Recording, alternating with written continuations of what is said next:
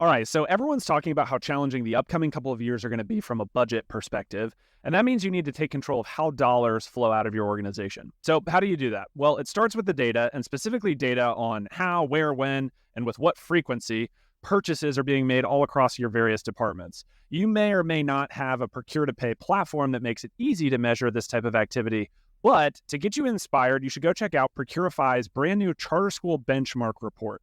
It just came out a couple weeks ago and offers 10 procurement benchmarks from charter schools across the country, highlighting things like average PO volumes, spend per vendor, items per vendor, how long it takes to go from requisition to PO, and so on.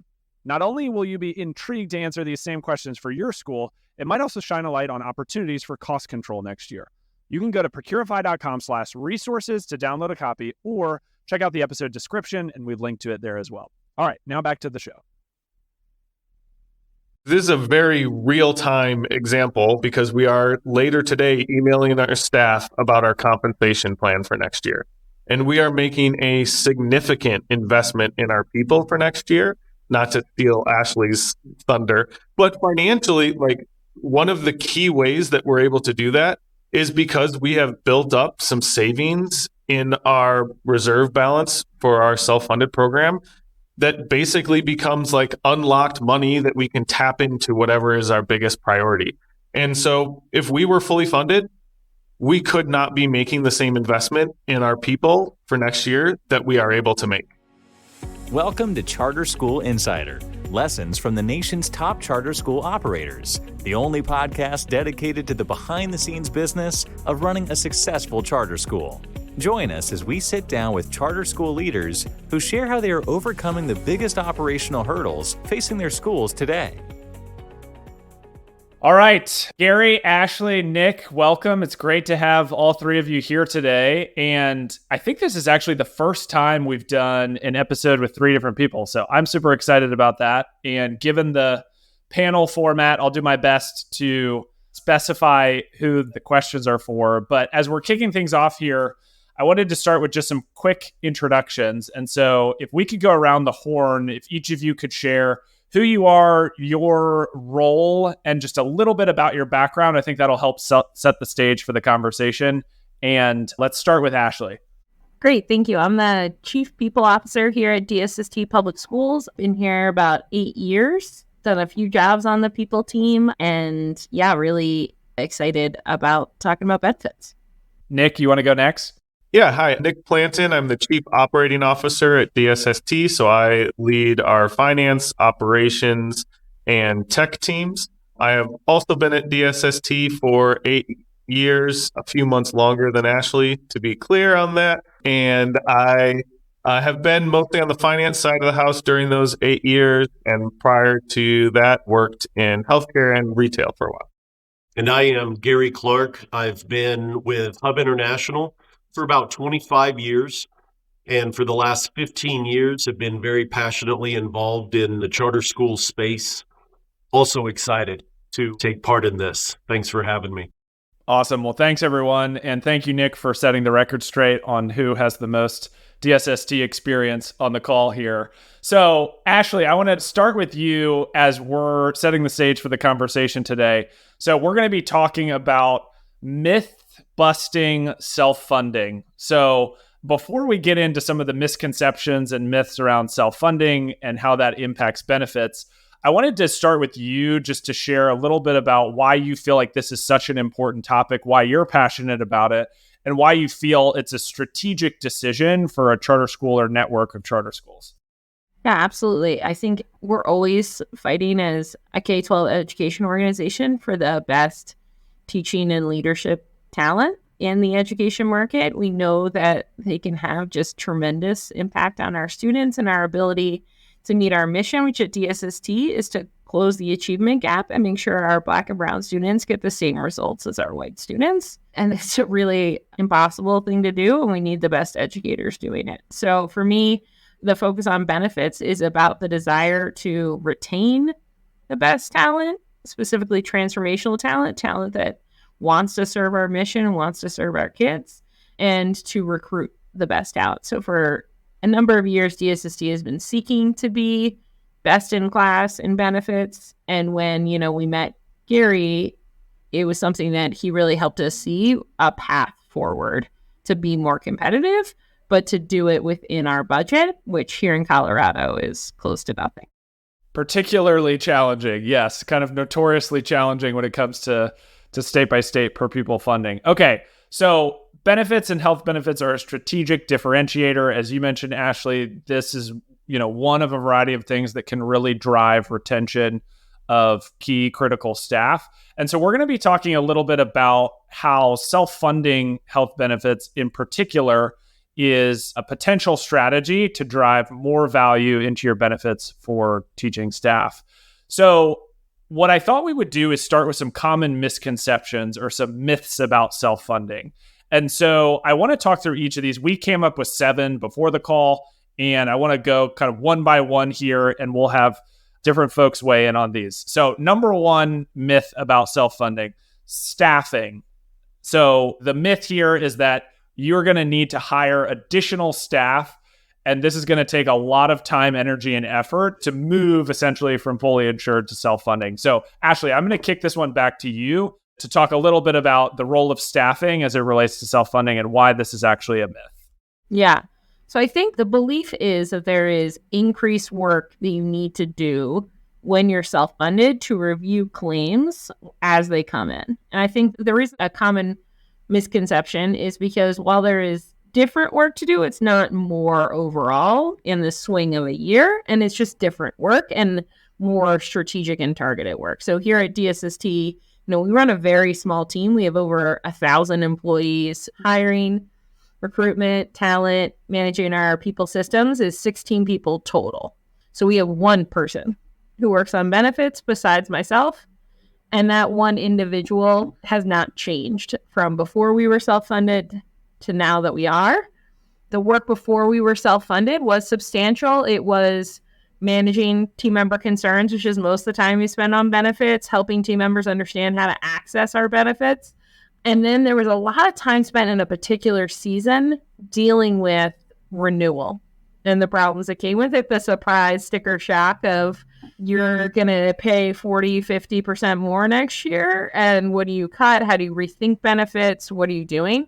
Instead of spending that time on the back end, we're spending a limited time a month strategically looking at what are the bills we're seeing? What are they telling us? What do we need to do from a cost containment perspective? And just how are we trending? And then when we get to renewal is now a thing where I know what they're going to tell me. They're going to tell me some predictable number that I can expect. So it didn't cause more work. It did change the cadence and the cycle of that work, but in a way that my team, and particularly myself, I get a lot more data and a lot more predictability, and I'm able to manage the problem over time instead of this sort of panic in March about my renewal. All right, let's move on to number 2. So staffing was number 1. Number 2, the financial cliff. So I think a lot of people feel like this is potentially an opportunity to drive our organization off a financial cliff. There's a ton of risk associated. Nick, let's have you take this one. Why do you feel like this is a myth or a misconception? Maybe what are some of the things that contribute to people having that connotation when they think about self-funding? Yeah. And before specifically answering that question, I want to, as we're going through these myths, these are tough questions that you want to be thinking about as an organization. We looked at self-funding probably 2 or 3 times before we made the decision to go forward with it. And a lot of it was because we didn't have a great understanding around this. There was not a podcast to listen to on this topic back in 2017 when we first looked at it. So I think it's really important for people to understand this because it's not a very transparent, clearly understandable process. So for those who might be listening who have gone through this before, continue to research it because the more we looked into it, the more we peeled back the onion, the more and more it made sense for this to be the direction we went as an organization. Certainly, as the person who is overseeing finances for DSST, worrying about that cliff was absolutely kind of my number one concern. Being fully funded and insured is a safe option if that's what you currently are at. You're familiar with it. There's not going to be too many surprises. As Ashley says, like year over year renewal can be huge and really sting, but it's something that okay, I'm used to that. I understand what it's like to get hit with a huge premium. I don't know what it's like to now kind of own this risk in-house. And so that was certainly like worrying about kind of the tail ends of the bell curve of what happens in that terrible year where we have lots of issues across the organization that are all happening at the same time. But there are tools as you're putting together your self-funded package that can protect you from things like that. You can do stop loss coverage so that you're limiting your exposure. You can do different targeted things at an employee level. So one of the nice things about this is while at first glance it seems riskier, because you have more control over your design and how you are setting this up as owning the self-funded program, I think it actually limits your potential future risk by allowing you to have more decision-making autonomy. Got it. So the ability to customize can actually help you protect against some of that risk as opposed to kind of having a blanket solution. So that actually gets us to our number 3 myth, which is kind of tied to number 2, but just this idea that from an expense perspective, it's probably going to be more expensive. People often say, well, our organization could not afford to go self-funded. What's your response to that, Nick, just having gone through the process of evaluating this? Yeah, and certainly our experience over the past few years with this is I think it has saved us money. Again, going back to the fact that we can be a lot more thoughtful in the design of our plan. And as Ashley mentioned, we can be a lot more thoughtful about how we're working with our employees through the process of working with their benefits provider.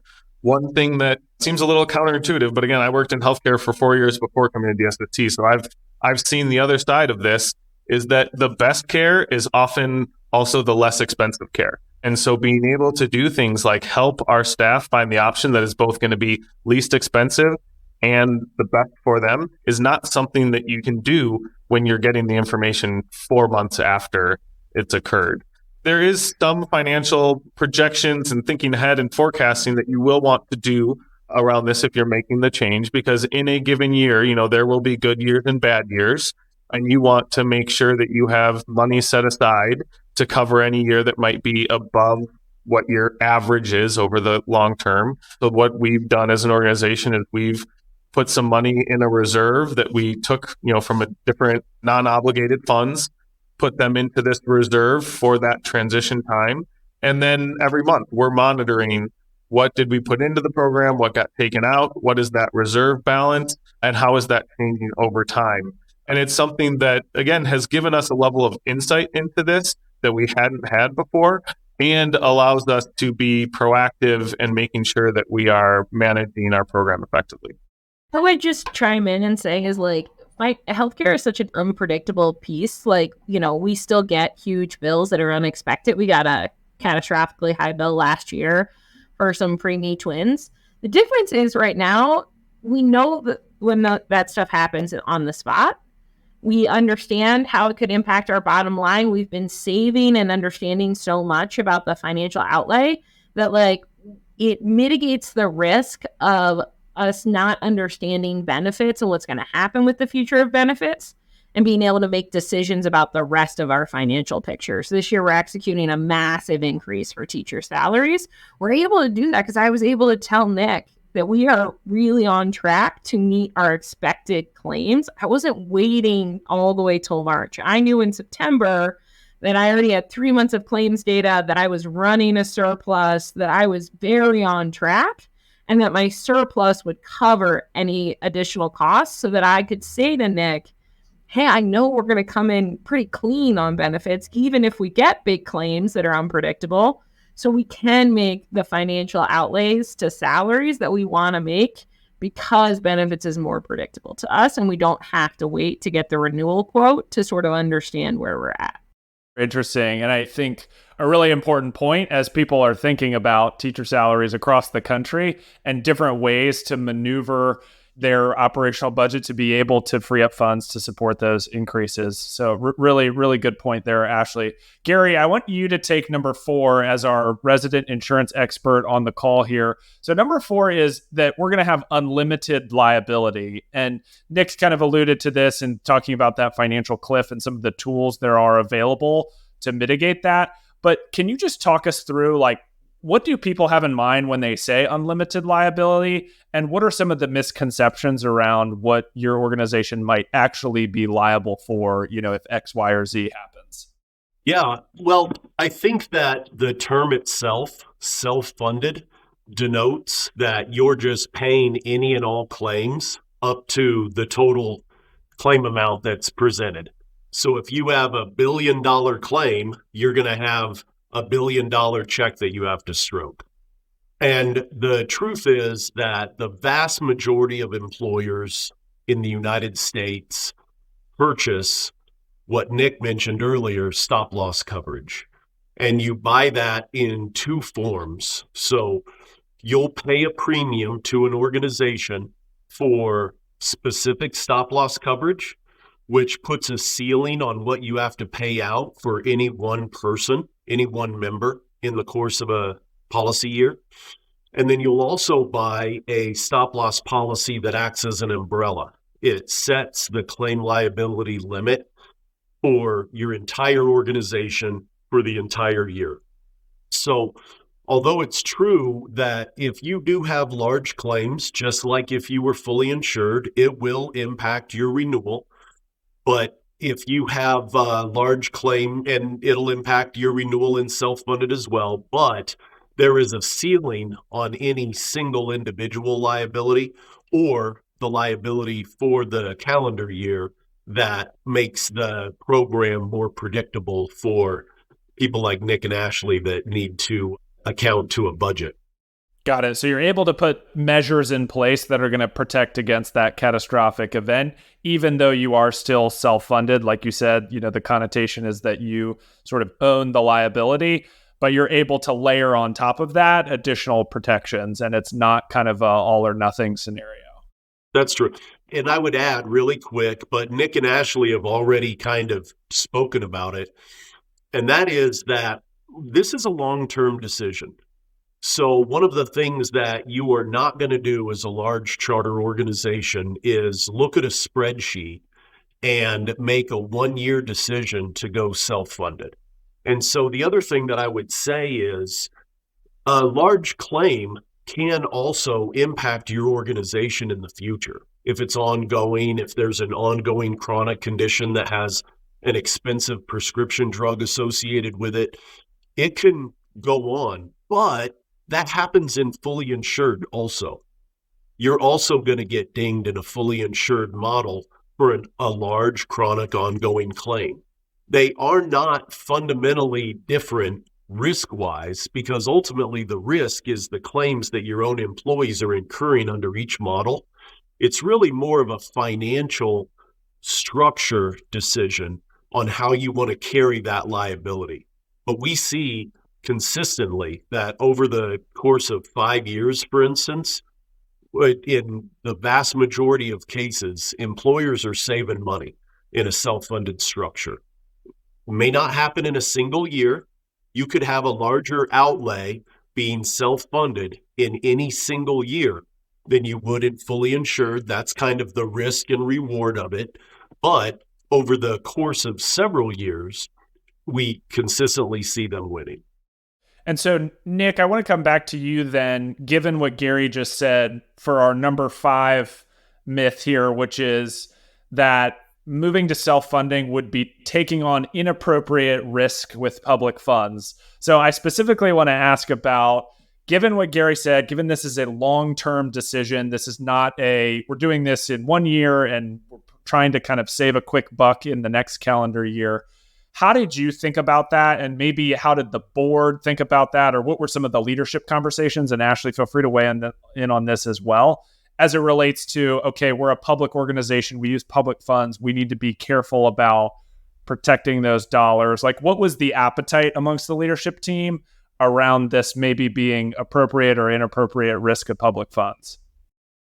A lot of our board is made up of people who work in the for-profit space or work in large healthcare organizations. And so by and large, I think there was probably more concern or skepticism internally at DSST than there was when we brought this to our board. because of the fact that so many large organizations have already made this move.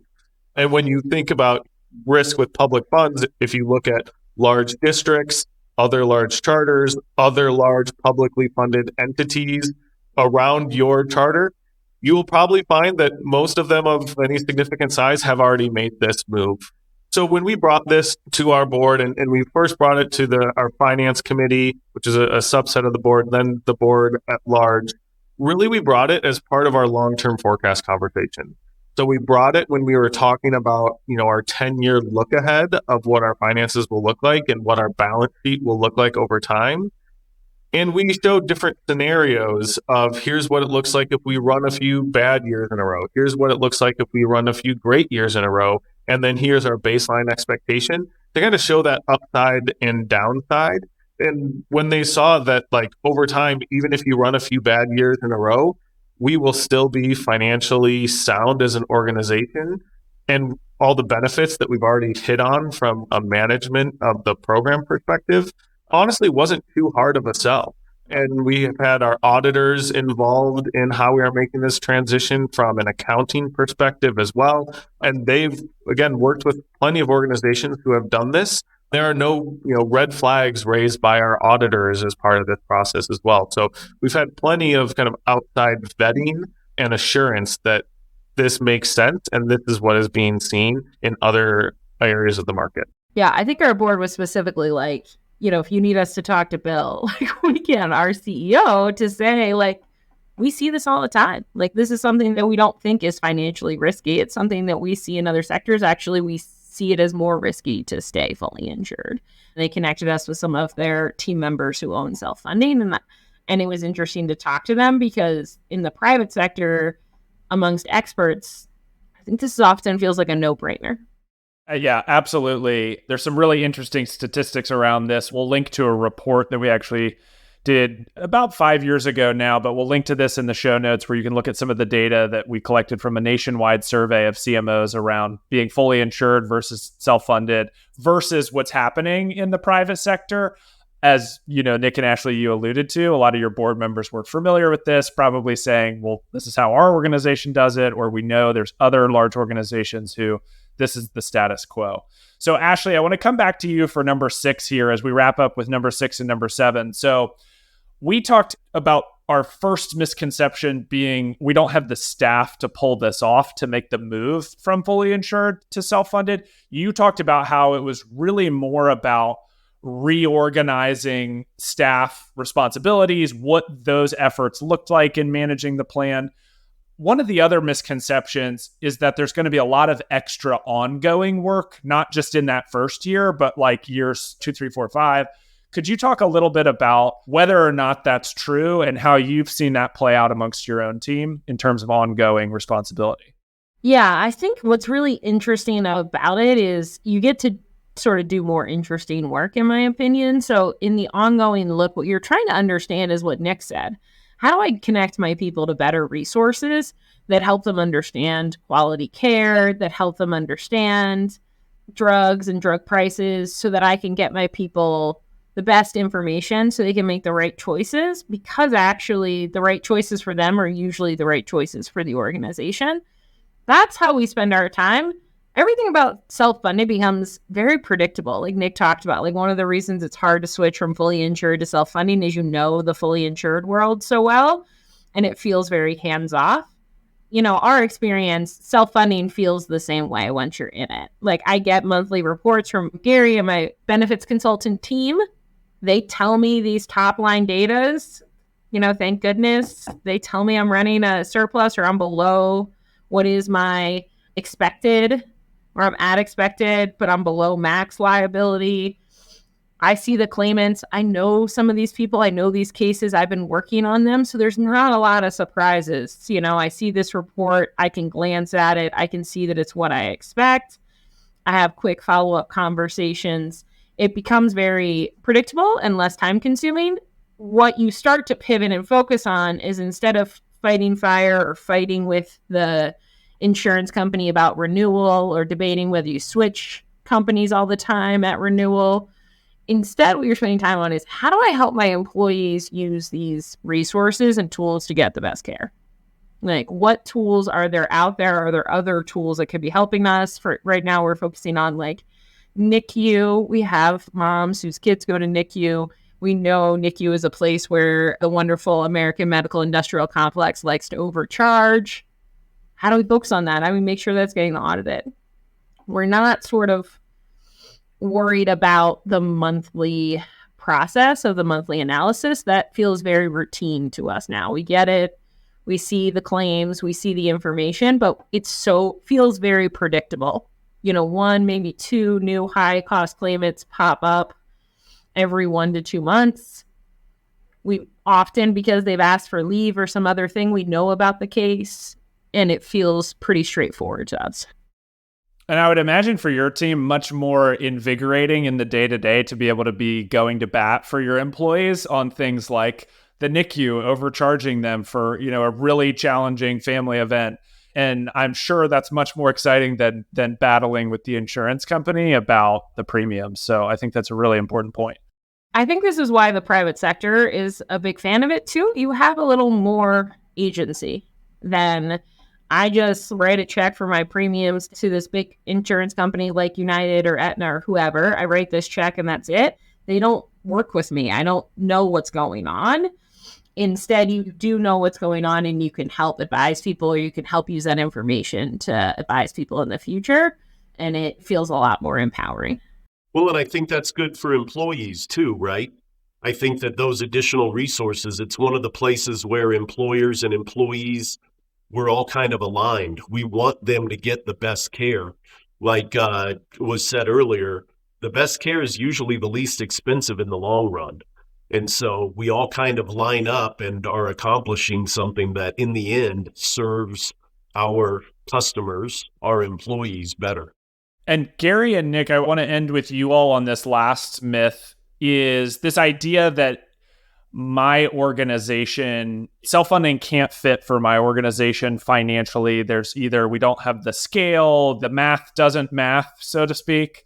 Could you all talk a little bit about when that is true and when that's not true? And maybe, Nick, you could speak to how you all determine that for DSST, just from a numbers perspective. And Gary, maybe you can talk a little bit about when you all recommend or don't recommend that self-funding is an option. I think we've hit on a lot of points that are related to this question. I'll try not to belabor anything that we've already touched on. Again, I think the biggest thing is looking at a multi-year view and looking and anticipating if we start off this program and it doesn't run well the first few years, can we get through that time when then we have some good years and things balance out? So that's really like, what is our potential downside when we're looking at stop loss? And if we run into that max liability for a few years, can we afford to take that hit at the front end before we're able to capture savings of things averaging out? And the main thing that we looked at kind of on a balance sheet perspective is, if that happens in the first few years, do we have enough, again, in that reserve balance that we're setting aside for this program to be able to pull to cover those losses without having to impact our school staffing, things that we want to do around compensation or other school programmatic priorities? As long as we were able to absorb that potential downside while maintaining everything we wanted to do from an academic program perspective, we felt really confident that over the long term, it would put us on a positive financial trajectory. And you asked me at what point Hub recommends going self-funded, or at what point it gets more feasible. One of the things that I think may not be obvious to employers is the way in which fully insured plans are renewed. So behind the scenes, the larger your organization is, the more your renewal is based on your own claims. And honestly, if you get to be 400 or 500 employees, we call this your credibility level. And if you get to be 400 or 500 employees in a fully insured model, your credibility level approaches 100%. And so what I think a lot of employers don't realize is that you're already basing your renewals on the potentially large claims that you might have. Now, what we do see is in self-funding, you're going to incur those large amounts in that year. But I think what is kind of disconnected is that employers, when a fully insured plan goes and renews, you've got to take into account the large increase that they're going to give you for those same large claims. And so that's why I say this is very much a multi-year discussion and conversation. In any single year, it's going to look like self-funded has the highest maximum liability. But if you look at over a couple of years, the way that large fully insured plans are renewed, employers are taking the same risk. They're just robbing themselves of the transparency and claim management ability that comes along with self-funding. And so to answer your question directly, and I think the national data shows that employers that are over 400 employees, something like 80% of them nationally are self-funded. And there's a reason for that. It's because the benefit of being fully insured after you have 400 or 500 employees almost goes away. There is no pooling with a larger group of individuals anymore. That might happen when you have 100 employees, but not once you reach 400 or 500, for example. And so in my book, if you're of that size, I think that you're a good candidate to be exploring this. But honestly, we've got charter schools that are self-funded that go down to 100 employees because they're understanding how they can take advantage. So I would say that we definitely recommend self-funding at around 300 or 400 employees, if that answers your question. Yeah, no, I think it's a really helpful kind of self-evaluation if you're listening to this and you're thinking about your organization. And like you said, kind of the employee risk is really what you're evaluating. And it's that same group of employees, whether you're fully insured or self-funded. And I think that is a critical point to make clear. And so shifting gears a little bit here as we come to a close, I want to talk just a little bit about hypothetically the process. And so Ashley, I want to come back to you for this because I know you, along with Nick, kind of spearheaded this transition at DSST. Let's say that I am a chief people officer at a charter school that has more than 400 employees. We'll go with Gary's example, and we are fully insured. And I have sort of heard about self-funding, but I don't know a lot about it. Where would you recommend starting? Because I think you all alluded to this early in the conversation. There is kind of a knowledge gap, or insurance companies maybe don't make it as clear as they should, or obfuscate around what's really happening with premiums. Where would you recommend as a starting place for an HR leader that wants to have the conversation at least with the leadership team that they work on? I think you want to start with two things. One, you want to talk to a colleague or someone you know who's done it, who understands how to not get caught up in the myths and can explain to you how it works for them. Like, hey, I'm a chief people officer, I'm an HR director. And there isn't actually a big system above me. I'm at a small district, but I still have 4 or 5 schools. And as the HR director, we've made this decision and here's how it works for me. And you'll see that people can do it on a pretty small scale with pretty small teams. And then I would obviously make sure I had the right benefits consultant in place. I mean, it's critical. I'm sort of surprised by the number of my colleagues who are paying quite a chunk of money for a benefits consultant who doesn't do a lot of consulting. And moving to self-funded, you're going to need that. You're going to need that analysis to be done for you. It's what you're paying for. If not, you're likely overpaying. And you're going to want to work closely with the consultant. So you're working with your colleague to understand what's this going to look like for me? How can I set up my organization? How do I talk to it about it internally and explain it in these like charter school terms or this K-12 terms? And then in talking to a consultant, you're trying to figure out how they're going to support you and how they're going to make sure that you're successful. A big part of this is all the data. Like the benefit of this is we say in public education, we're driven by data. When we're fully insured, we're not. We don't see any data or crappy data on the back end. Like we don't really get data. This is getting data real time in the moment and utilizing that data to help your bottom line, to help your team members. So I think the biggest piece is to really understand what you're getting into from a peer perspective, and then to make sure you have the right consultant to support you in looking through that data so that you're using that data to be really helpful to you, because it's really powerful. And we know that about kids and learning, and it's true of benefits too. Love it. And then, Nick, the obvious next question is, let's say the HR director that we're talking about in our hypothetical scenario here comes to the CFO and says, hey, we should look at self-funding. What would your encouragement be to CFOs who have sat in the same seat that you're sitting in and maybe have heard some of the misconceptions that we talked about on this conversation? Where would you recommend as a starting point for those finance teams to educate themselves or to really evaluate this for their specific context organization? I think most CFOs are probably in a similar position that I was in of, I want to be supportive and I'm going to ask a lot of tough questions to make sure that this is the right thing for us to be doing. So I think it goes back to kind of understanding what are the risks associated with this, what are the advantages, and making sure that you're pressure testing that from a financial and from an organizational lens. And I think one of the things that I always try to do is say, what are the tough questions that my CEO is going to be asking? What are the tough questions that the board is going to be asking? And those are the questions that I want to be asking, so we can start getting ahead of that, start having conversations with our benefits broker about, like, here's what we anticipate the pushback to be. There's probably going to be a good amount of inertia against this move for all the reasons that we talked about. And it feels like the safe thing generally to not make changes. So I think the big thing is, like, what are you doing to build that case?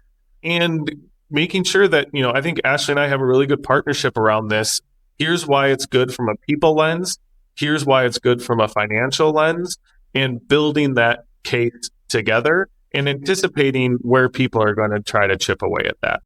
Yeah, I think that's really good advice. And clearly the tag team works here. And so let's just kind of end with, I want to give you all a chance to, maybe just brag on yourselves just a little bit, not too much, but brag on yourselves just a little bit on what could other organizations maybe be excited about on the other side of this move. And maybe we can go in reverse order. So Nick, and then you, Ashley. Like, Nick, from a finance standpoint, do you have any stats, or can you speak sort of in broad strokes about how this has benefited the organization? You alluded to it a little bit earlier around how it's actually saved you all money.